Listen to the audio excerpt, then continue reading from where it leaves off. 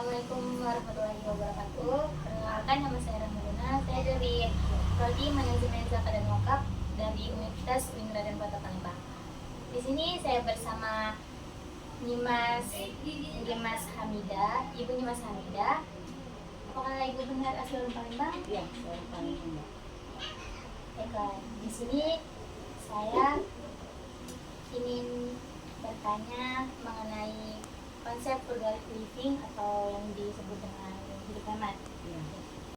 Di sini saya akan menanya sedikit tentang frugal living atau yang disebut dengan hidup hemat. Pertanyaan pertama, apa yang Ibu ketahui tentang konsep hidup hemat? Yang saya tahu hidup hemat itu harus mengutamakan kebutuhan yang penting di atas kebutuhan yang bisa dipending, Diabaikan. yang bisa ditunda dulu. Untuk pertanyaan kedua, menurut Ibu, bagaimana konsep frugal living ini dipahami atau diterapkan dalam masyarakat Melayu? Itu sudah diterapkan dari turun-temurun karena yang diajarkan oleh orang tua memang harus yang penting didahulukan. Kalau yang bisa ditunda ya nanti. Kebutuhan dulu baru. Iya. Ya, pertanyaan berikutnya, apakah ada nilai-nilai dalam budaya Melayu yang mendukung praktik frugal living? Prinsipnya harus hidup hemat atau sederhana, mengutamakan kebutuhan keluarga terlebih dahulu, baru kepentingan yang di luar keluarga. Pertanyaan keempat, bagaimana bentuk konkret dari praktik frugal living yang Ibu lihat atau terapkan dalam kehidupan sehari-hari? Dan rumah tangga, masak sendiri, semuanya dikerjakan sendiri, Mbak. Semua kerjaan di Handle. sendiri ya, Iya, kita sendiri. iya. Menghemat gitu ya. Iya. Oke, pertanyaan selanjutnya, bagaimana cara masyarakat atau anggota keluarga mengelola pengeluaran, terutama dalam hal kebutuhan pokok atau gaya hidup? Membeli barang di pasar tradisional,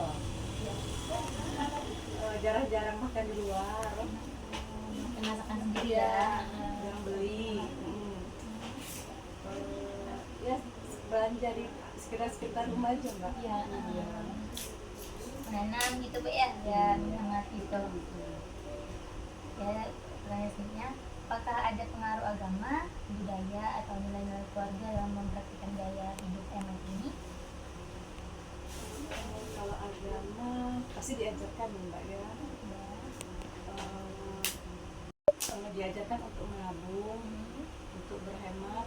Yang terakhir, apa saja tantangan atau hambatan yang dihadapi masyarakat dalam menerapkan frugal living? Hidup sederhana tadi,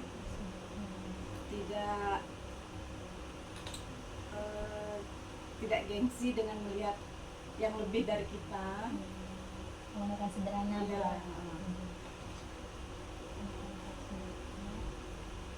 Dia bisa memisahkan antara keinginan dengan kebutuhan. Baiklah, yang Ibu ketahui tentang konsep hidup hemat?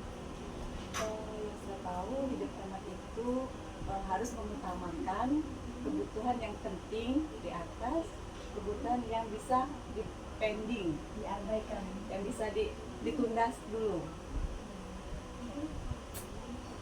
Untuk pertanyaan kedua, menurut Ibu, bagaimana konsep frugal living ini dipahami atau diterapkan dalam masyarakat Melayu? Itu sudah diterapkan dari turun-temurun karena yang diajarkan oleh orang tua memang harus yang penting didahulukan. Kalau yang bisa ditunda ya nanti. Kebutuhan dulu baru. Iya. Ya, pertanyaan berikutnya, apakah ada nilai-nilai dalam budaya Melayu yang mendukung praktik frugal living? Prinsipnya harus hidup hemat atau sederhana,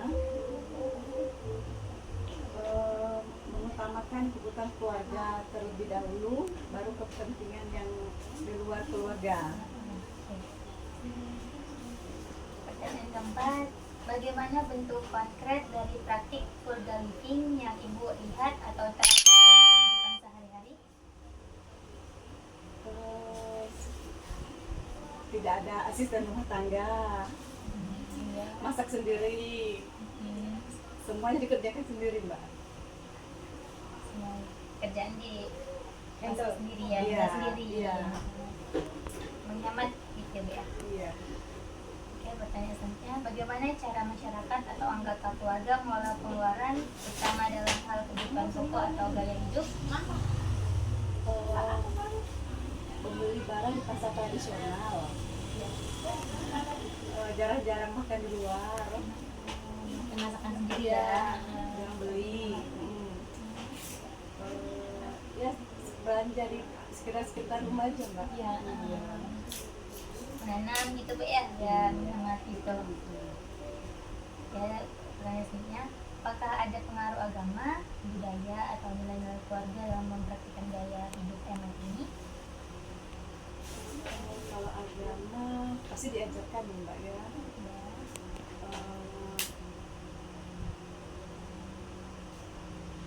Diajarkan untuk menabung, untuk berhemat, dan jangan lupa berbagi, bersedekah. Pertanyaan terakhir, apa saja tantangan atau hambatan yang dihadapi masyarakat dalam menerapkan frugal living? Hidup sederhana tadi,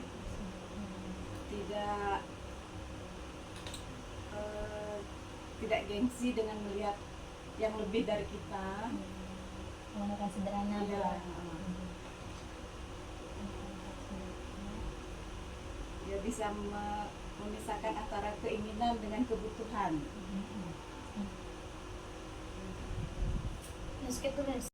Jadi mungkin itu pertanyaan yang saya kasih ke Ibu, atau makasih Ibu telah menjawab pertanyaannya. Sama-sama. Ya baiklah, saya wassalamualaikum warahmatullahi wabarakatuh. Baiklah, mungkin itu pertanyaan yang saya kasih ke Ibu, atau makasih Ibu telah menjawab pertanyaannya. Sama-sama. Ya baiklah, saya wassalamualaikum warahmatullahi wabarakatuh.